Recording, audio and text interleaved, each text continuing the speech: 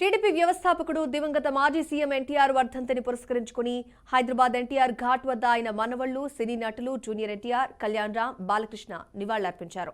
వేకుజామునే ఎన్టీఆర్ ఘాట్ వద్దకు చేరుకుని అంజలి ఘటించారు. వారి రాకతో పెద్ద ఎత్తున అభిమానులు చేరుకోవడంతో సందడి వాతావరణం నెలకొంది. అభిమానులు, తెలుగుదేశం పార్టీ నేతలు, కార్యకర్తలు నివాళులర్పించారు. తమ ప్రియతమ నాయకుడు, అభిమాన నటుడికి ఇవాళ నివాళి అర్పించేందుకు ఎన్టీఆర్ ఘాట్ వద్దకు పెద్ద సంఖ్యలో అభిమానులు తరలివచ్చారు. తెలుగు జాతి కీర్తిని ప్రపంచ నలుమూలలా చాటిన తెలుగు వెలుగు నందమూరి తారక రామారావు అని బాలకృష్ణ అన్నారు. ఆయన జీవితం పెద్ద పాఠ్యాంశమే అన్నారు.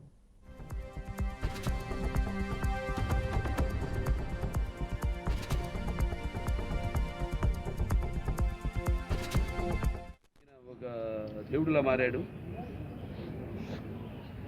మరణమేలేని చిరస్మరణీయ మహనీయుడు అనిపించుకున్నాడు ఆయన. అలాగే ఎవరు అంత ఘనంగా జీవించలేని ఒక మహనీయమైన జన్మను పొందాడు ఆయన. ఆయనకి చావు ఎక్కడ. అందుకే ఆయన నిరంతరం వెలిగే ఒక మహనీయ మహత్తమ జీవన విధానం. మరి నటుడిగా అనితర సాధ్యమైన పాత్రలు ఎన్నో పోషించారు ఆయన. అదే ఆయన పౌరాణికాలు చేస్తే పౌరాణికాలు పాత్రలు ప్రాణం పోసుకున్నాయి. అలాగే జానపదాల జావలీలు అయ్యాయి. అలాగే సాంఘికాలు సామాజిక గమనాలు అయ్యాయి. అలాగే ఆయన ప్రపంచంలో మనం ఎక్కడ చూసినా అంటే అటువంటి నటధీరుడు, అలాగే ప్రయోగాలు చేసిన నటనాచార్యుడు, అలాగే పరకాయ ప్రవేశం చేసి ఆ పాత్రలో అణువులను నింపుకుని నటనకు న్యాయం చేసిన అటువంటి నటుడు ఇంకెక్కడ రాడు అని నేనే కాదు, ప్రతి ఒక్కరూ ఒప్పుకొని తీరుతారు.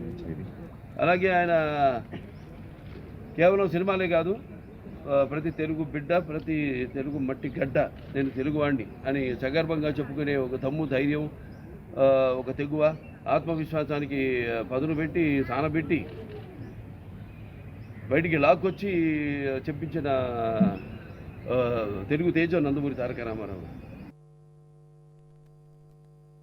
నందమూరి తారక రామారావు గారి 28వ వర్ధంతి సందర్భంగా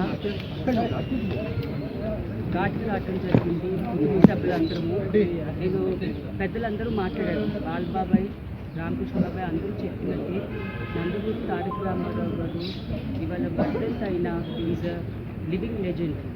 తెలుగు జాతికి ఆయన గర్వకారకుడు. జోహార్ ఎన్టీఆర్.